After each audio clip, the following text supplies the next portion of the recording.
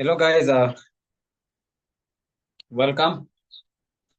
So today we said we are going to do question for CVP analysis in advanced level.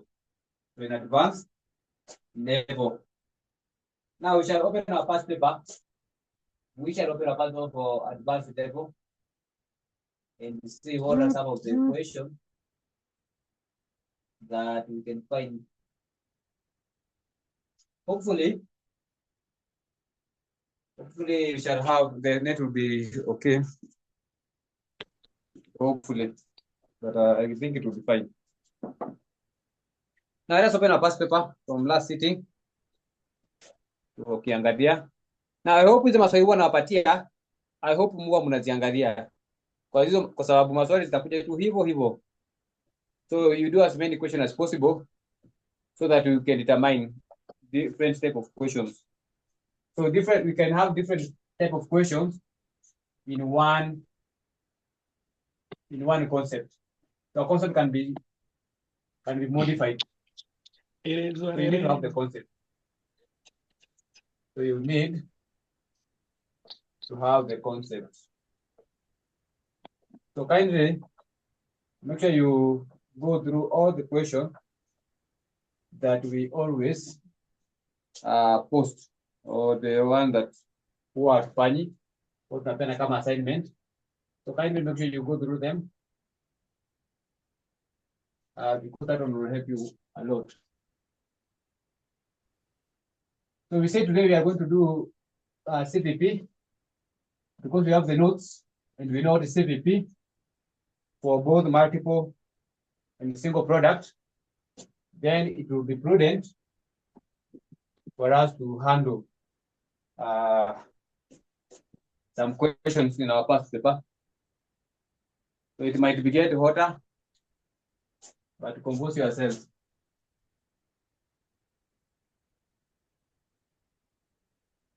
Remember, as we keep on doing more questions, things will get hotter, but we need to compose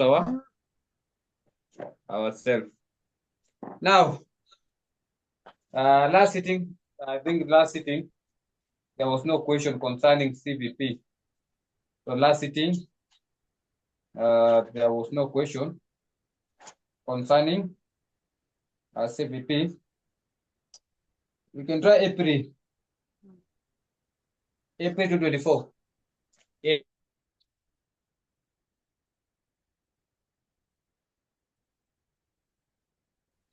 April 2024. So April 2024. Now someone read for us. April 2024. Tunasema August 2024, there was no question concerning CVP analysis, but April 2024, there was a question concerning CVP analysis. So April 2024, question is question number 3C. It's question number 3C. Number 3C, Olympics. So it's Olympics. I hope everyone amefika hapo. The question concerning Olympics. Now my net is quite I don't know if when you go poor, is your neck wearing on your side? Someone? Inaonekana? Can you see the board?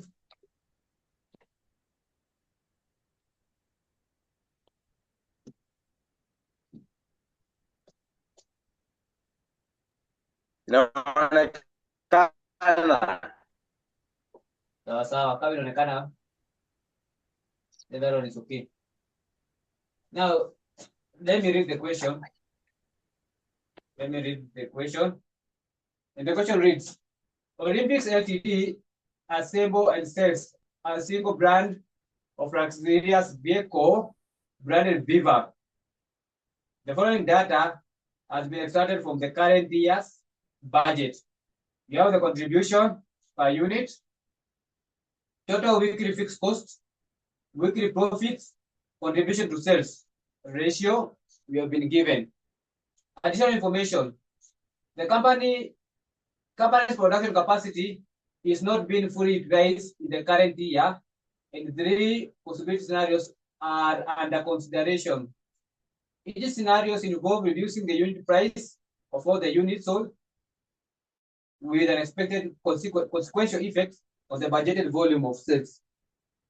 Details of each scenario is as follows. You have been given the scenarios. You have these scenarios 1, 2, and 3. Reduction in weekly selling price, expected increase in sales volume.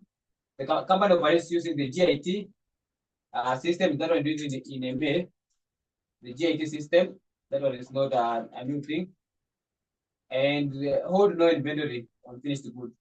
Required number 1, calculate the current year's weekly sales in a unit. So in short, calculate for the current year the weekly sales in a unit.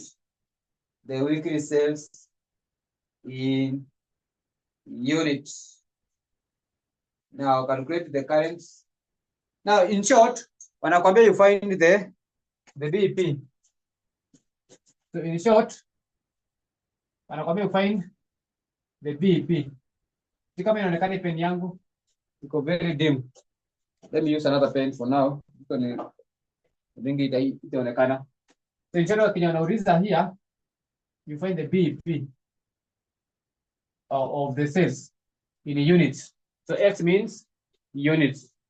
We know it is fixed cost divided by contribution divided by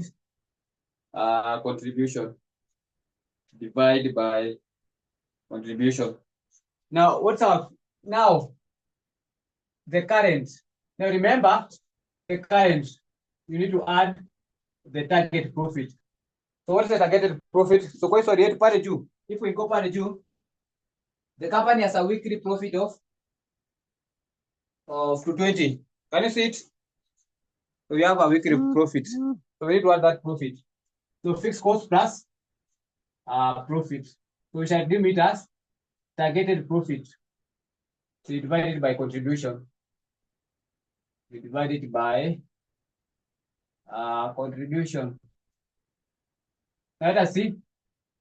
What's our contribution? Now, our fixed cost is 100 million. 100 million. We add our targeted profit. So, we are determining the number of units to break even based on the weekly profits. Based on weekly profit, therefore, we need to add the profit based on the weekly profit. Now, contribution is 800,000. Now, how much? So, what is the number of units? That will be part A. So, part A ni hivyo. Part A ni hivyo. There's nothing else. So, part A itakuwa ni 100 million. 1, 2, 3, 4, 5, 6 plus 220. So, 220 the weekly. Now, wanasema calculate for the current years the weekly sales in units. Now we shall consider, now apart from considering the fixed cost, we shall also consider the targeted or the weekly profit. So to 20 million divided by 800,000. So we need to produce up to 400 units in order to break even. So these are the units that we need to produce in order to break even. In order to break even. I think I have to go in order to break even. Number B, we want to give advice. Number 2, we have to give the advice based on the scenarios. Based on scenarios. So we have 3 scenarios. So we have 3 scenarios, and we are supposed to give advice based on the 3 scenarios. Now, let us see that scenario. Now, determine with a supporting calculation which of the 3 scenarios should be adopted by the company in order to maximize the weekly profits. In order to maximize the weekly profits. Now, we know for us to get profits, we are supposed to take the contribution margin multiplied by the number of units, then we minus our fixed cost. You remember that formula? Contribution margin multiplied by the number of units produced and sold, and then minus fixed cost. Now, our objective here is to find contribution. Now, for normal sales, the normal sales ni ngapi? From the question, we know that our normal sales need 2 million. I think that is correct. Normal sales need 2 million, and if we have been told that contribution to sales ratio need 40%, contribution to sales ratio ni, we have sales. No, hatuna sales. We need to find the sales. Hapa nimewadanganya. Hatuna sales. So we have contribution, sorry. Contribution margin ni 800,000. Now, we need to determine sales. But remember, when we take the C to S and we multiply it with the sales, we usually get contribution. Serious. When we take the contribution to sales ratio, we multiply with the sales, we usually get contribution.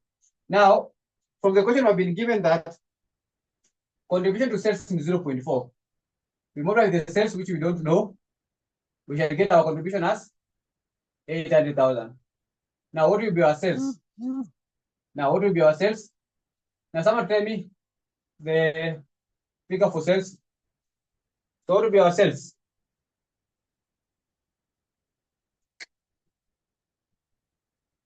Faster.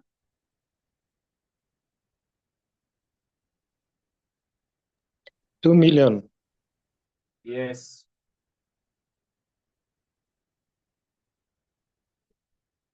2 million. So that's how you find the sales. Now let's go to scenario 1. Nitafanya scenario 1, nyinyi mtafanya hizo scenario zingine because the calculation are the same. So you find scenario 1, then you assign it to be scenario 2 and 3, then you give advice. Now scenario 1, the first thing we need to determine the reduction in sales. Reduction in sales.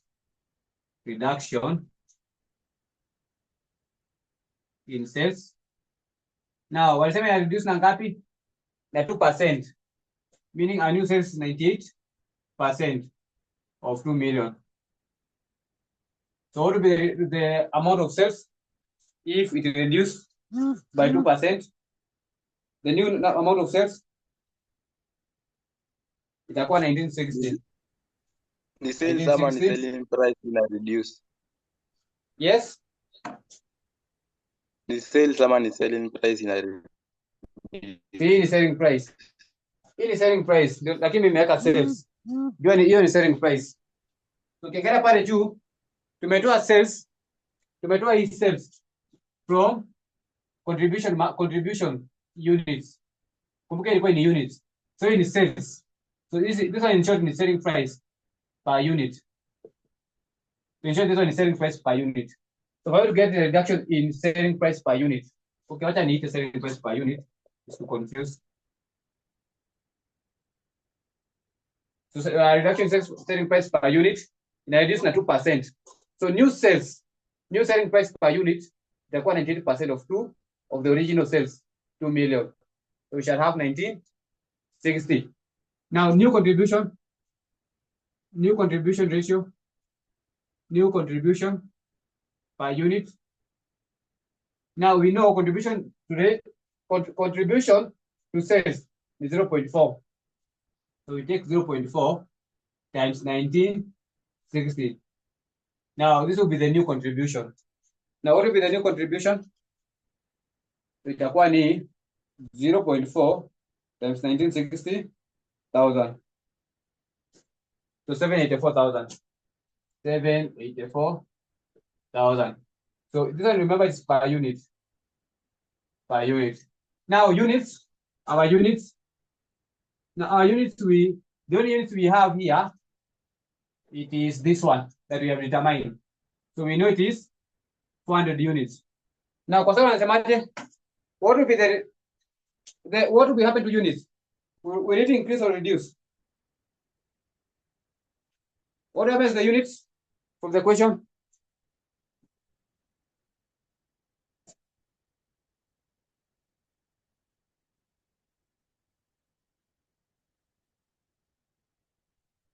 Yes, what happened to the units?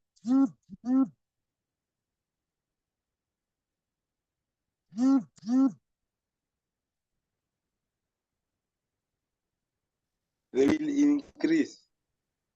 By which margin? 10%, sivyo? Yes. So let us see the increase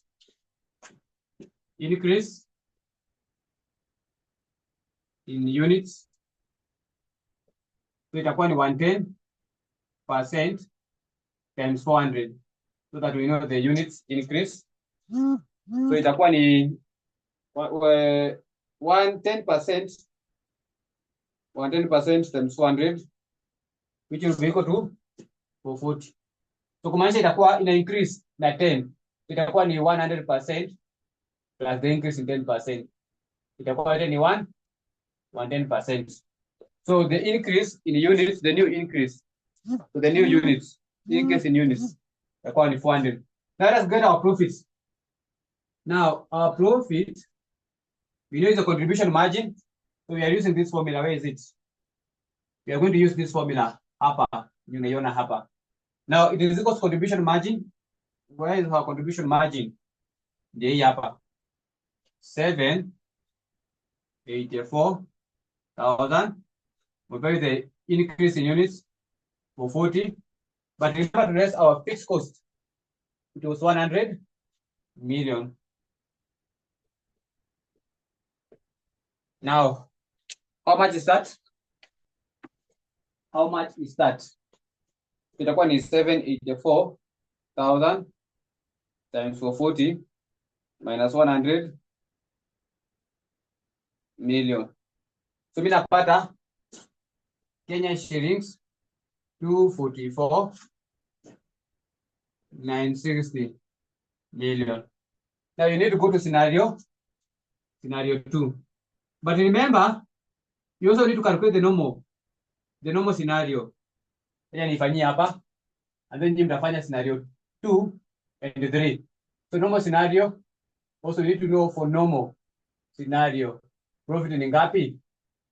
Normal scenario. So we know for us to get profit is equal to CM times X minus fixed cost. So this one is profit. Now what will be the profit for normal? Now for normal, we know our sales for normal, our contribution ndio hapa 800,000 times units for normal, we know it is 400 minus our fixed cost is the same, it's not changing. Now what will be the profit for normal? Then you do scenario 1, scenario 2, and scenario 3. So mimi nafanyia ya normal scenario, the one that we have from the question. Then scenario 1, then mfanye 2 and 3. Then you compare the profit. The one with the highest profit is the one which we shall recommend. So 800,000 times 400 minus 100. So napata 220.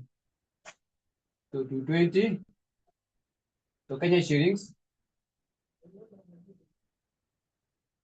to 20 million.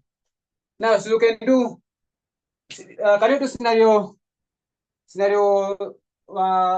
23? Can you produce scenario 23? Cold Palma, cold, Yes, we cold. can. You can try Tunaweza. scenario 23. Yes. What about the rest? Captain?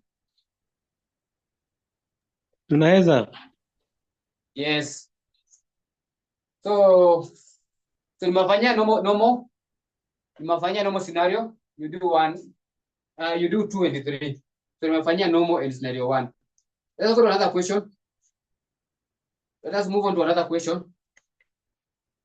Let us move on to another question. So the setting tumesema kukua, kumaanisha the setting, you can find such a sample of an example of a question. So can you do scenario 2 and 3 on your time? And you give advice from the one that has the maximum profit. Now, December 2023, do you have a question? December 2023. December 2023. December 2023. December. I think there was no question. Let us go to August. August 2023. August 2023. I think there was no also.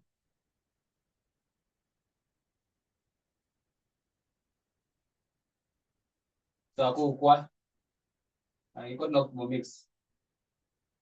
What about April? April 2023. April 2023. April 2023. Yes. Question number 4.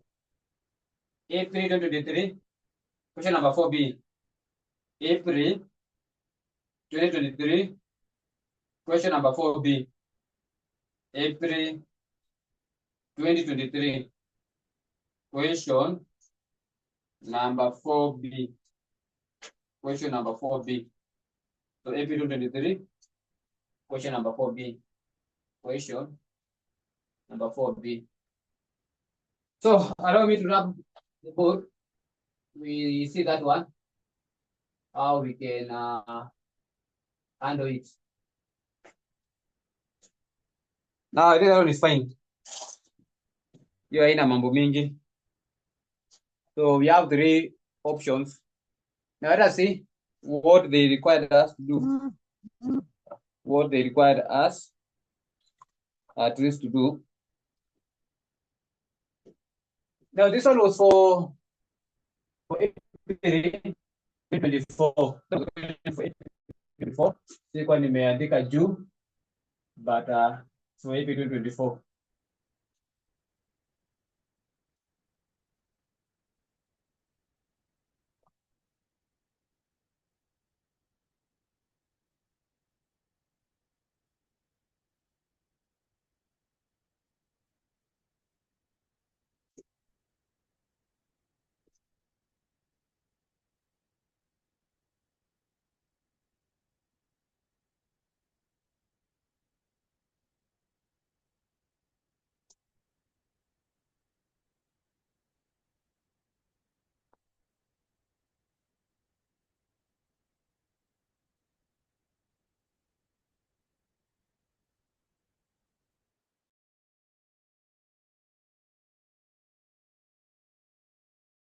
April 2024.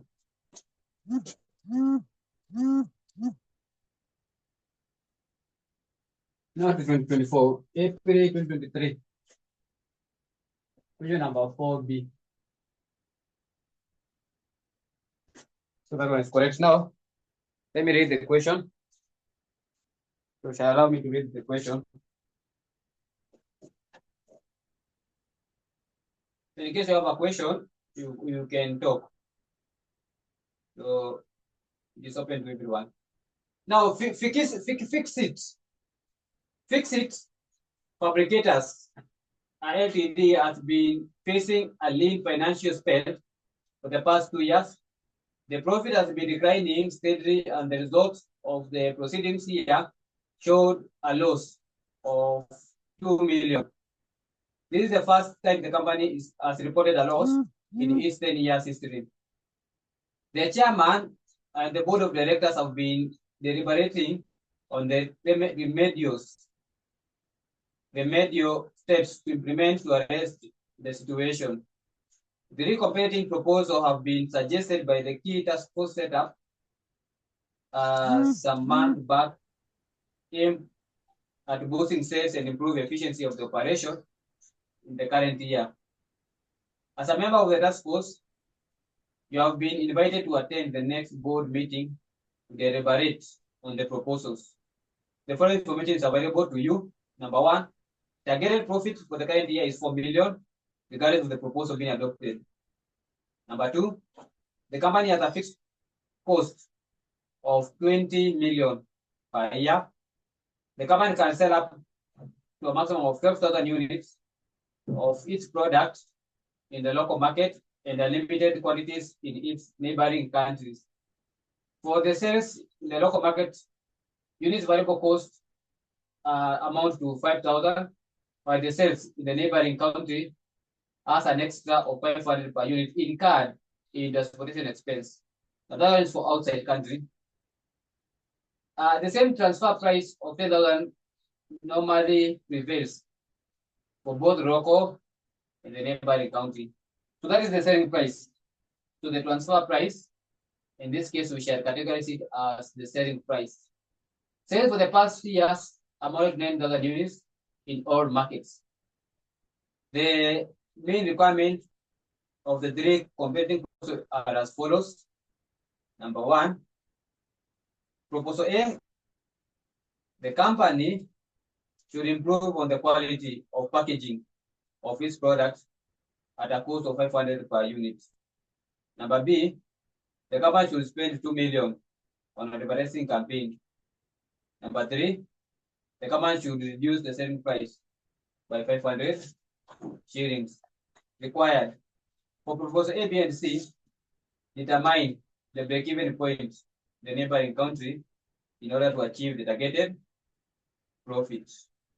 9 marks. So we need to do for proposal 1, 2, and 3. Let us start with proposal 1. Proposal A. So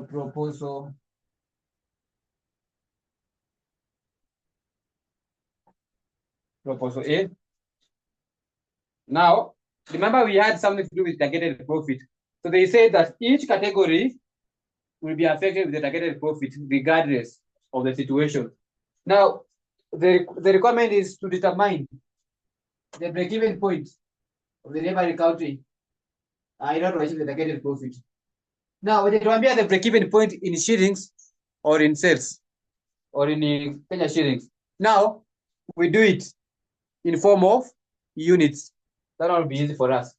So since Ambia, so because the examiner is open, I need not like open, the examiner is silent on whether we determine the break-even point in units or in sales, which is in shillings.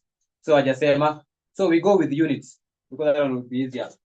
So we say X BEP now is equal to fixed cost. Is equal to fixed cost. We add the targeted profits because tumepatiwa. Now wamesema the targeted profit information number 1 will be there regardless of the of the proposal. So it will be the same. Then you need to divide it with contribution per unit. Per unit. Now you need to determine contribution per unit for proposal A. So contribution per unit. Remember we say it's equal to P, selling price per unit, minus variable cost per unit. Now we said our selling price will be the transfer price, which is 10,000. From the question, remember the transfer price requires the send last additional information.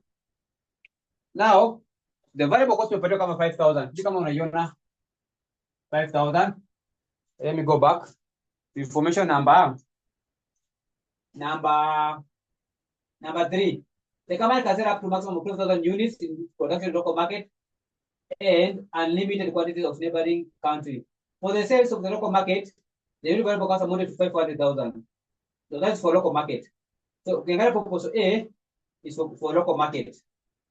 But remember, for proposal A, we have an additional packaging cost of 500. Just a minute. Kidogo tu. Just a minute.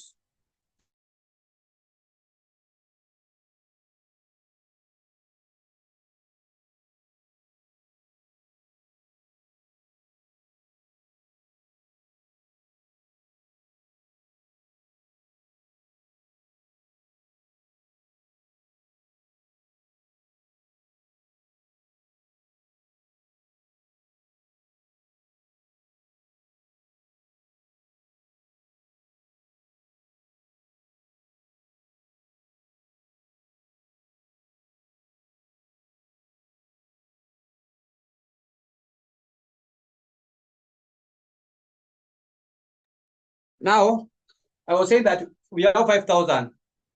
Now, that 5,000, now, proposal A, we shall not categorize it as a foreign. We shall assume they are selling it locally. Now, we shall assume that they are selling the company, the amount locally. But if you go to information number 1, you have a packaging cost. We have a packaging cost of 500. So a packaging cost is a variable cost. So packaging cost, it is variable cost. Now, as you keep on packaging more and more units, the cost will increase. As you reduce the packaging, the number of packaging, also the cost reduces. Now, let's give our contribution. That one. Okay. Yeah, let us add the other one. Let us assume the outside the country also is part of it. Now let us assume this variable cost for that will be incurred if you are to sell outside the country will be there. So to include back here. Now, what will be our contribution per unit? What will be our contribution per unit? What will be our contribution per unit? So remember that they are in units. So 5,000 plus 500 plus 500. 26,000 minus 10,000. This one is equal to 4,000. Now, let us find the BEP. BEP. Now, our fixed cost in Gapi Kwaswali. Now you go to our question. Our fixed cost is 20 million. 20 million. Our targeted profit, we need to add it. Our targeted profit is 4 million. Our targeted profit is more, 4 million. Then we divide it with our contribution per unit. We divide it with our contribution per unit.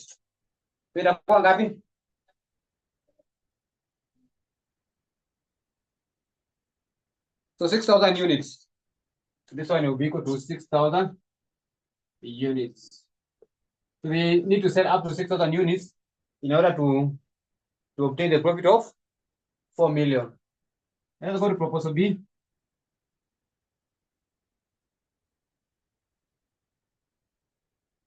Proposal B.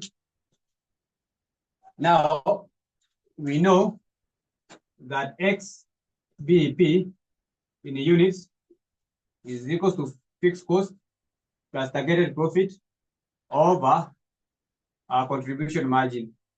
So that's the contribution margin per unit. Contribution margin per unit. Now let us read number 2. Wanatuambia the company should spend the company should spend 2 million on advertising campaign. Now we shall assume advertising campaign is fixed cost. So we shall assume advertisement cost is fixed cost. Now our original fixed cost, we have 20 million. That one must be there.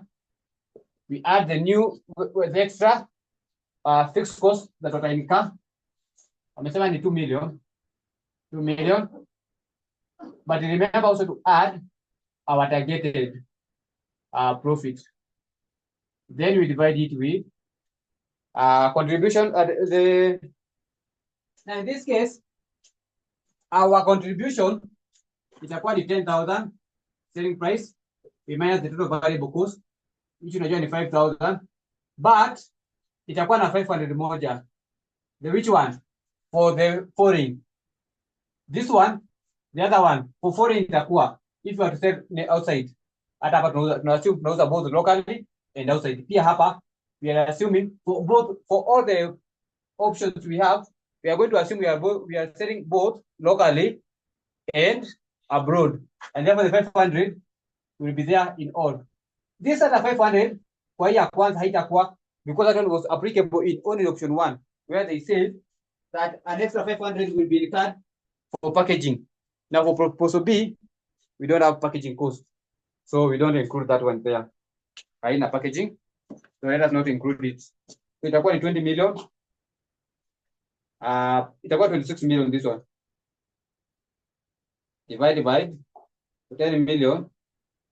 10,000 minus 5,500. So minapata.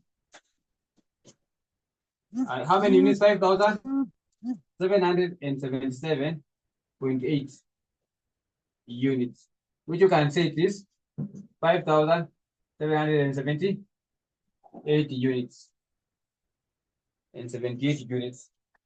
Let's go to the last option. Proposal C.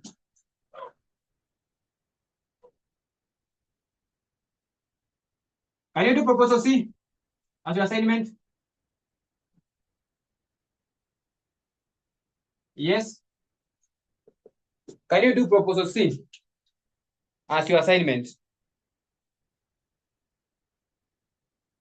Yes. Let us see proposal C. Wanasema the company should reduce the selling price by 500. Na so kumaanisha the rest will remain the same. Fixed cost 20 million. 20 million. Aya. Targeted profit 4 million. But our selling price they reduce na 500. So kama ni 10,000, they reduce na 500. Itakuwa ni 9,500. Then we less our variable cost, which is 5,000 plus the cost of selling outside the country. Hivyo tu. Ndio tumemaliza. Any question concerning that one? Any question concerning that one? Yes, Col Palma. Col Palma. Col Palma.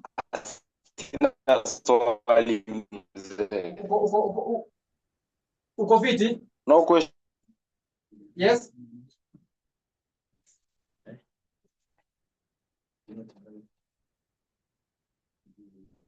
Yes. Question. Palma. Niko fiti. I am okay.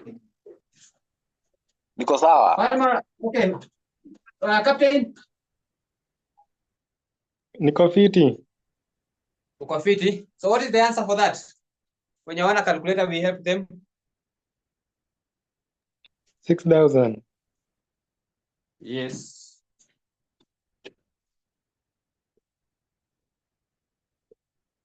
Now, those are the options available. Now let's go to another question. So the next part ni theory. Hiyo mtaangalia baadaye. Now let's go to another sitting and see. So that was the question hapo. Let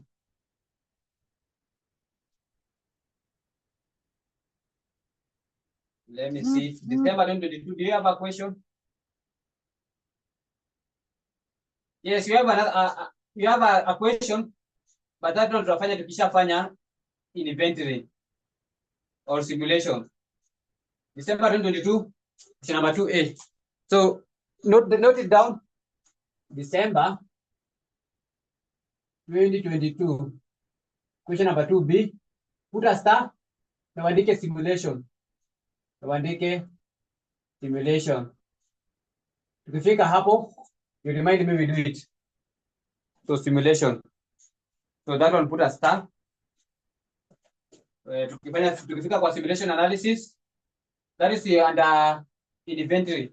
So this is a topic under inventory control. So this one is under inventory control. So tukishafanya inventory control, there is a subtopic for simulation. So tukifanya simulation, you shall remind me. We go back now, we do this question. Okay, actually tukifanya inventory, tutafanya hiyo tu swali because inaonekana ni simulation itself also. Now that is question number 2A. Number 2A. Not 2B. It is 2A. 2A. We kindly change this one to 2A. This one is 2A.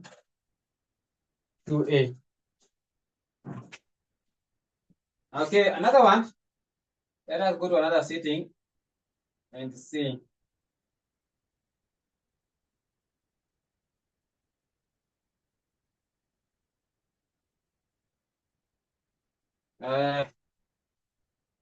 August 2022. August 2022. Question number 2B. That will be the last question I'll be doing. August 2022, question number 2B. August 2022, question number 2B. August 2022, question number 2B.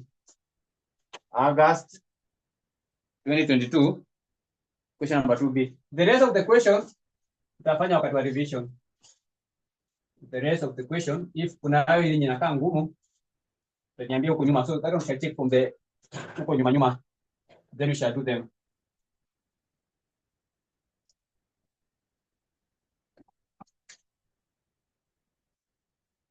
Okay, let us see how they wanted us to do that question. Let us see how they wanted us to do the question and see if we can manage them, if we can manage them. So just a minute.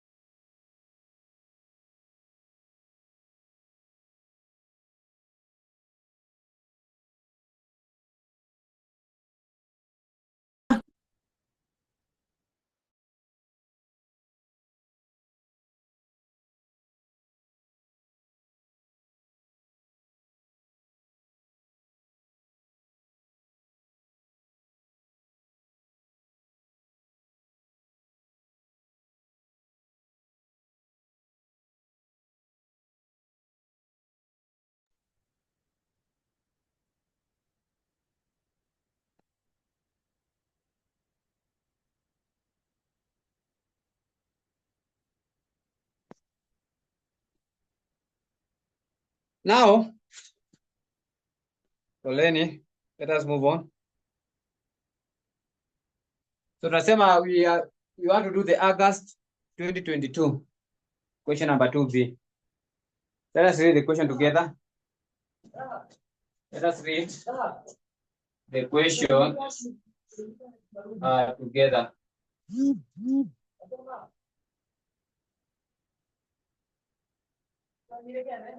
Now, a manufacturing company produces ball pen that are printed with logos of various companies. Each pen is priced at 50. The production cost is as follows. Now, in the use of Apple, unit sold, variable cost per unit, and we have the level of cost driver. Unit sold 25 shillings per unit with no cost driver. Setup cost 225 with a cost driver of 40 shilling or 40, not 40, 40. Engineering hours 10 with a level of cost driver of 250. You have the data total fixed cost using conventional and activity-based costing, that is ABC. You know what is that from your previous level. Required break-even point using the ABC analysis. So BEP using, so ajatuambia if it is in units or in cells. So we shall go in units. Now, itakuwa ni fixed cost. Now, ametuambia we using the ABC. Itakuwa fixed cost for ABC.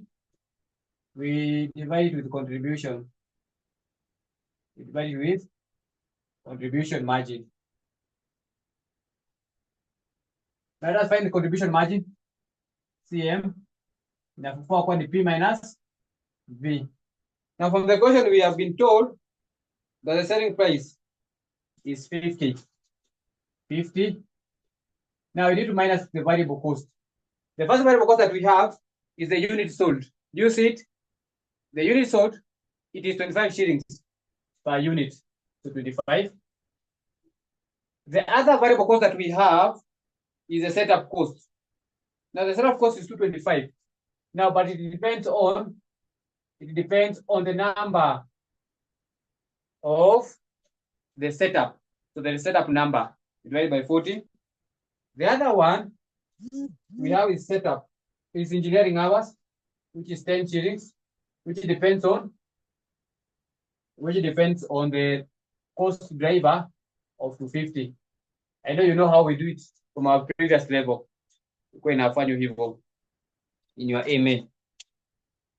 Now, in this case, our CM contribution margin equal 50 minus 25 minus 225 divided by 40, which is 5.625. 10 divided by 250. So Kenya shillings 0.04. So what will be our contribution margin? Equal 50 minus 25 minus 5.625 minus 0.04. Now it is Kenya shillings 19.335 per unit. Now let's examine the X break-even point. Now the fixed cost according to ABC or ngapi? The fixed cost according to ABC is 36,500. It is 36,500. We divide it with 19.335. So 36,500 divided by answer.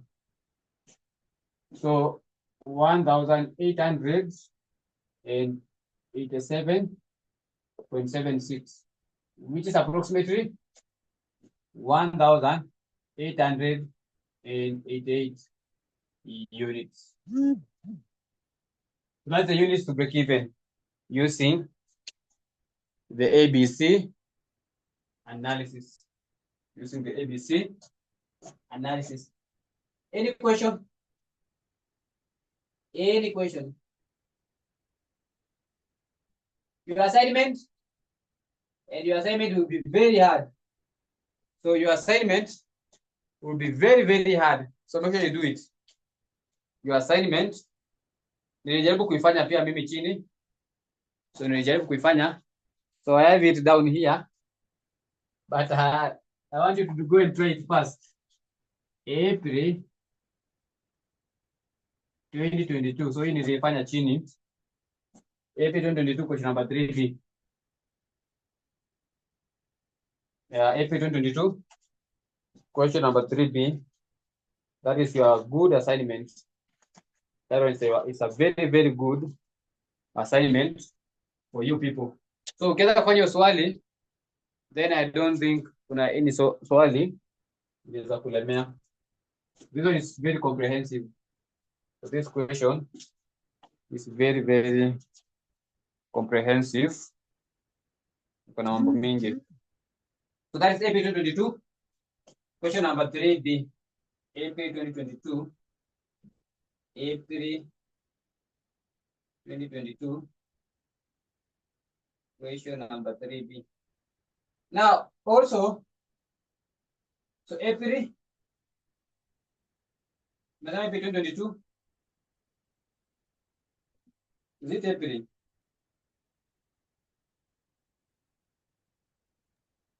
April ni variances. Imagine uangalie ni which sitting kidogo tu. Hiyo ndio kufanya ni which sitting? Ndio kufanya saa hii. Hii yenye iko na mambo. Oh, hiyo ni August. Hiyo ni August. Okay, let me tell you ni what gani. Ngoja kidogo. To see our variances.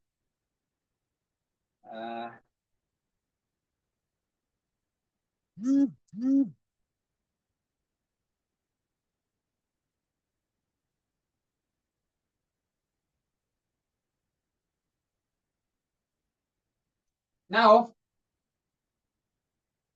we have a question here kwanza. We have a question here. April 2022. Kwanza nimeona hiyo, but hiyo ni rahisi. April 2022.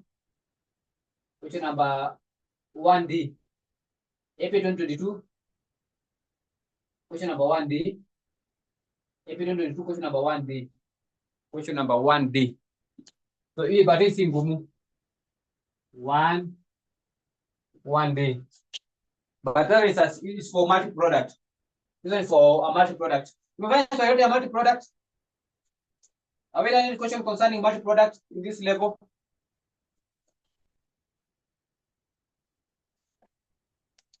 Yes? Hapana.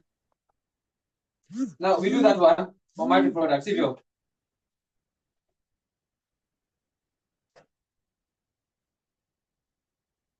Let us do that question for multi-product kindly. Kindly allow me to do that one. Then the hiyo swali nilikuwa nawaambia. Iko somewhere hapo. Iko tu kwa hapo. Somewhere August, April. Nitawaambia. Let us do this one for April 2022. April 2022. This one is for multi-product. This one is for multi-product. It will be a very good question for multi-product. So April 2022, question number 1D. April 2022, question number 1D. So this is for multi-product.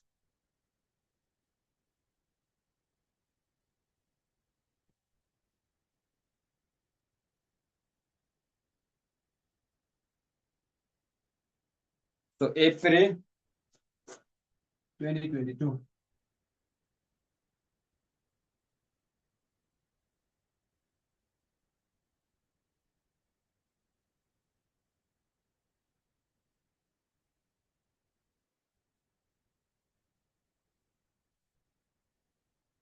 This one is for multi-product.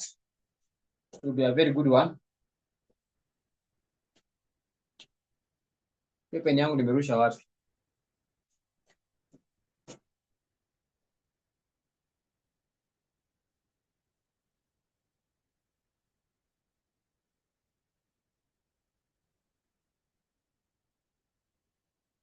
Hiyo pen.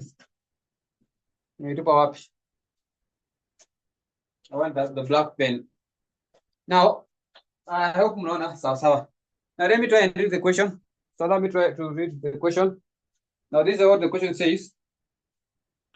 BB Ltd sells two types of products, B and A. The financial controller has prepared the following information based on the sales forecast for the period.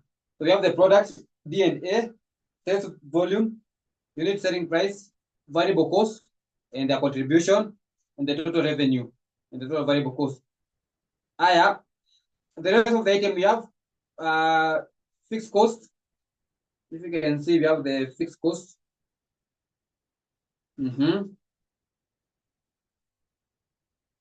Alafu, now the rest of the information is not important. What is important in pale chini? Require break-even point in units and in sales. So this one wametuambia we calculate the break-even point in units and in sales. So let us start with units. X, B, P in units. So break-even point in units, we know it is a fixed cost divided by the weighted average contribution margin. So this one is for multiple product. Now, from the question, what can you say is our fixed cost? So what's our fixed cost from the question? Our fixed cost. What will be our fixed cost? Now, from the question, our fixed cost is where we need to add some summation. Let me see. Kuna mahali hapo chini wametuambia. So we have 117,000. Where is it? Total 90 plus 27 inatupatia 117. Then tuko na mahali 39,000 inatupatia 156. So pale chini kabisa at the end of our statements. So tunaangalia in terms of total. Remember it's total fixed cost. Now for A and B, we have the direct avoidable fixed cost. Direct avoidable fixed cost, which is 117,000. Now fixed cost. Now fixed cost. So we have the first one, 117,000. The direct avoidable cost. Then you have another one, common indirect fixed cost, 39,000. 39,000. Now, what will be our total? What will be the total fixed cost? Total fixed cost, Wangwana. What will be the total fixed cost? When you add them together. Add them together. 156. 156. That's correct.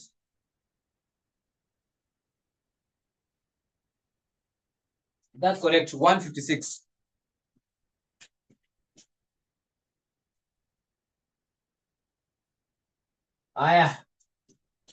Weighted average contribution margin. The one weight of A. What is the contribution margin of 1? Let us call the product D. So weight of D, contribution margin of D, plus weight of A, contribution margin of A. Now let us start with the units. Now we need to determine total units. The units of A, units of A plus units of B. Now units of A ni ngapi from the question? We can see it is 1200.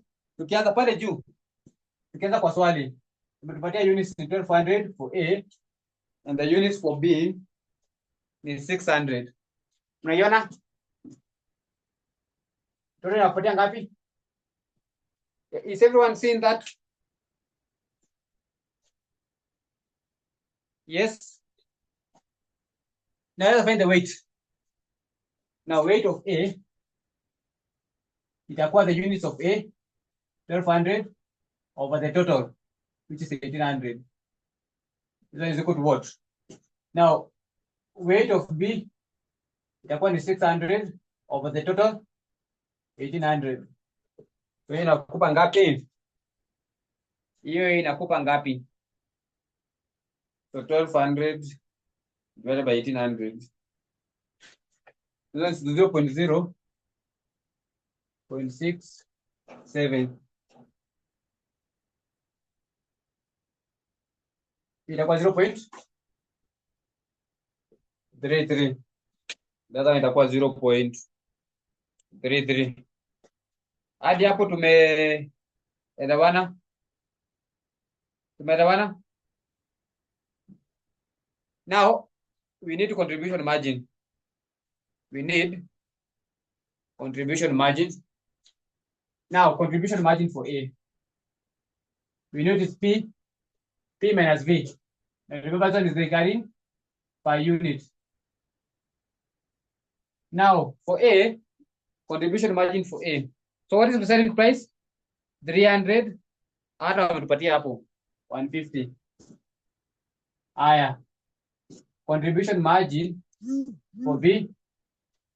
Contribution margin for B from this question 90. What do you see it? Now let's find now weighted average contribution margin. So itakuwa ni the weight 0.33 multiply with contribution margin 150. Then the weight uko hapana in 0.67 times 150. Then 0. The weight and contribution margin of B 90. Now what will be the weighted average contribution margin? 0.67 times 150 plus 0.33 times 90 times 90. Napata 130.2 per unit. Are you getting the same? Are you getting the same? Yeah. Now we can get now XBP. It's equal to fixed cost over 130.2. So how many units? Remember this is Kenya shillings.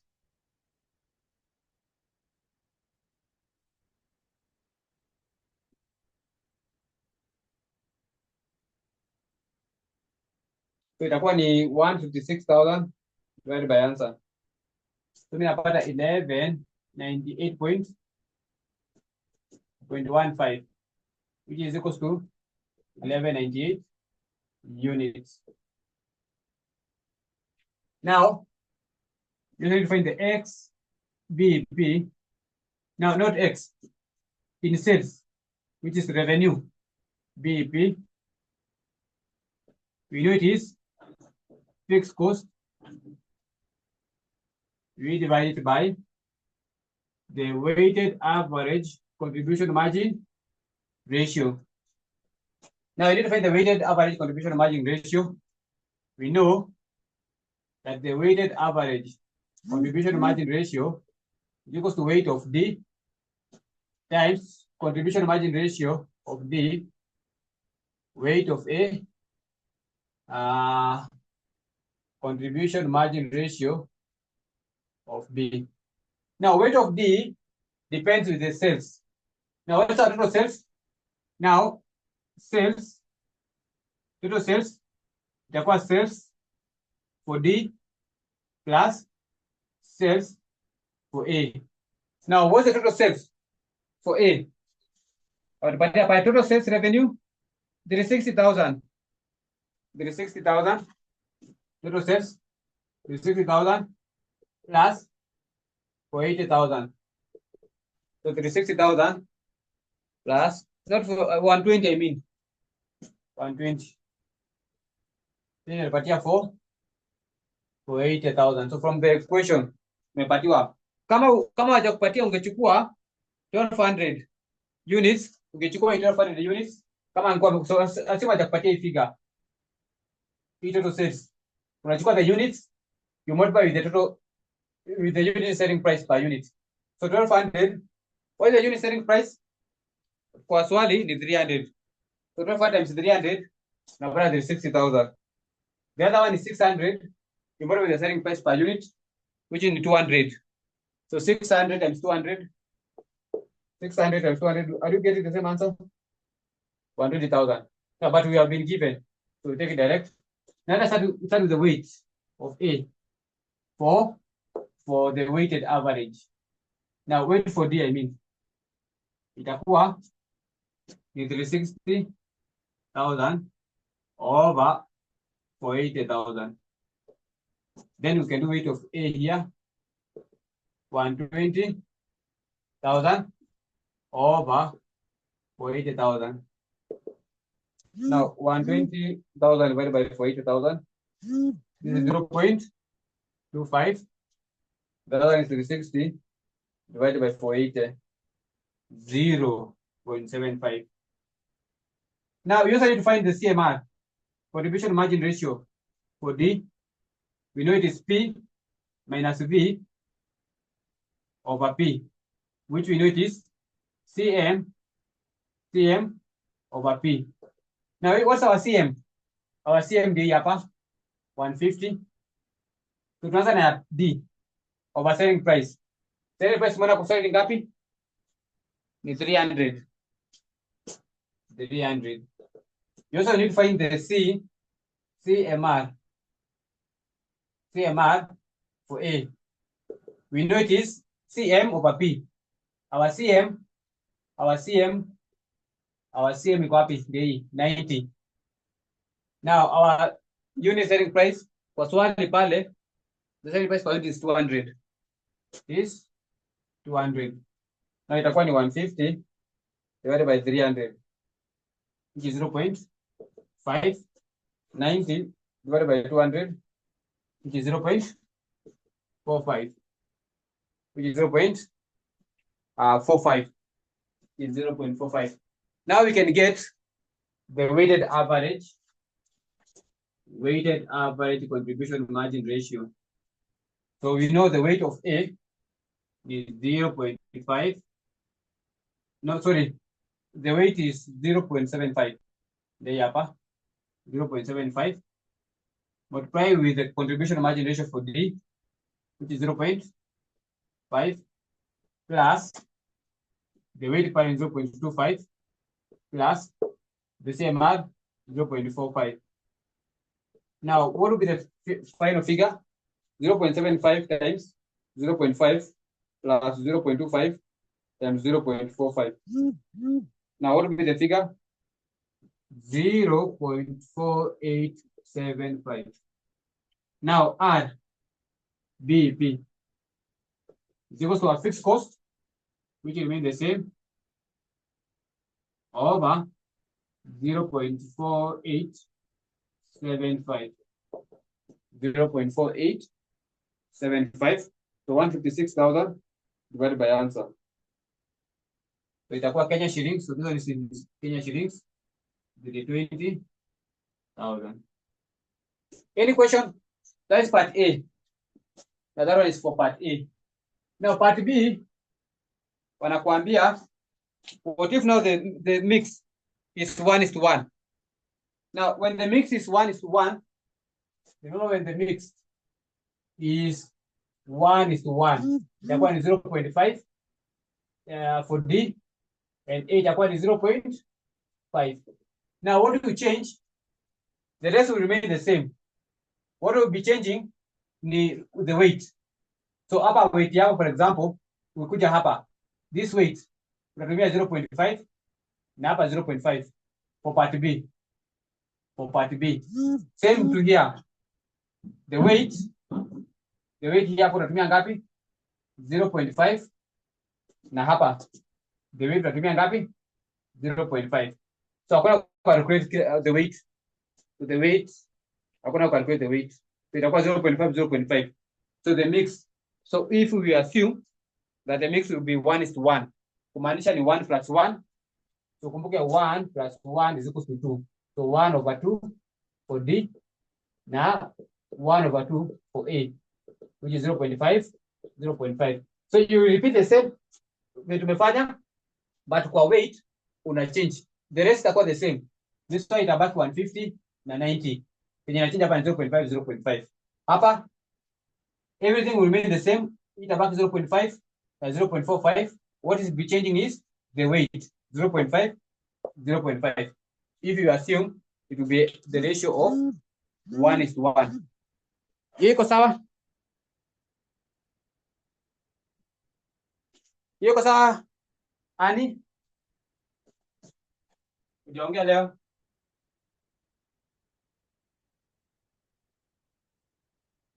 Ani?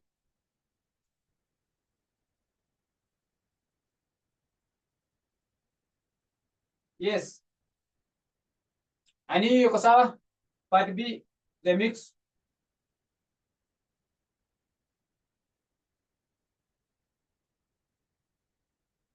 Benedict? Yes. What about captain? Niko chonjo. And Jane? Iko sawa. Now, I think that will be the end of the CVP analysis, unless you have any question. Now, I was to check for you a question. Let me check for you that question, your assignment. And make sure you do that assignment because it is very comprehensive. It is very, very comprehensive. So that ikiwalemea, utaniambia we do it. Ukatoka unafanya revision. Now, let me see if I can find it. Ilikuwa which sitting? Ama iko huku nyuma? Maybe niliruka.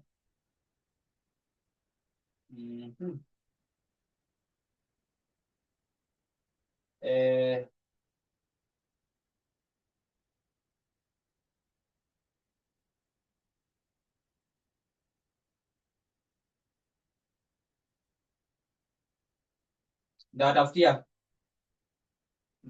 and then do it. I think siwezi ipata. It was somewhere.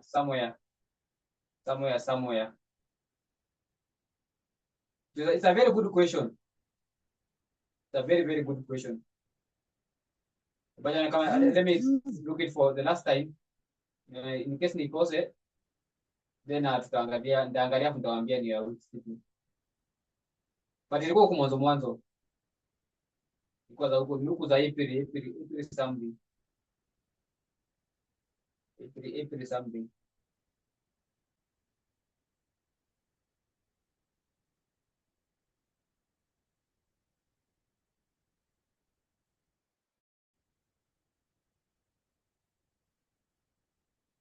Yeah, but so far I think we are in a good direction.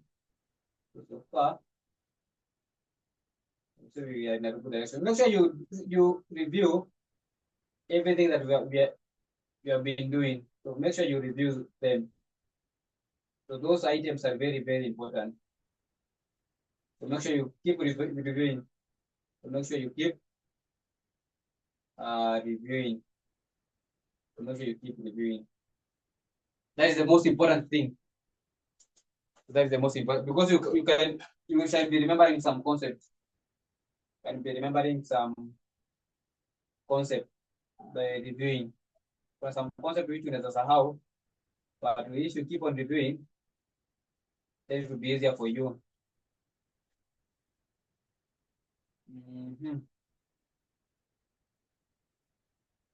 Now nimeikosa.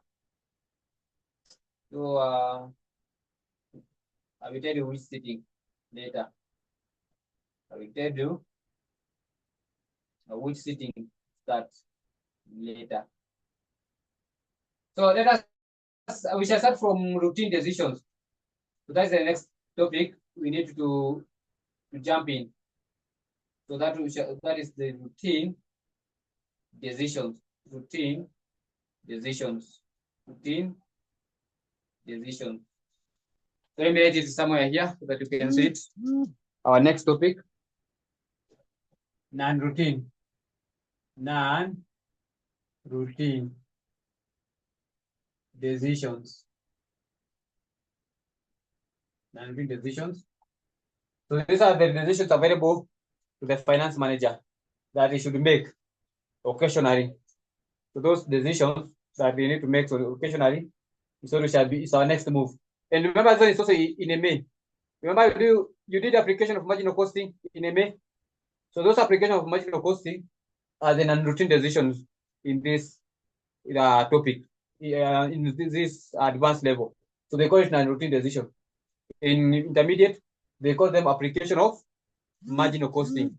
Now in this case, we call it non-routine decision. So that will be our second jump.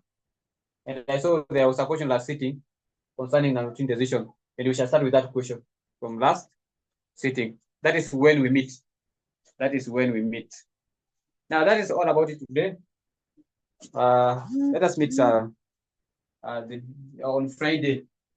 Let us meet on Friday. So tomorrow and the day after tomorrow, we shall meet for FM. We shall meet for financial management. We also push for FM. So any question?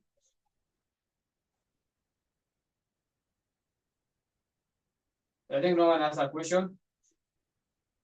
Have a lovely night.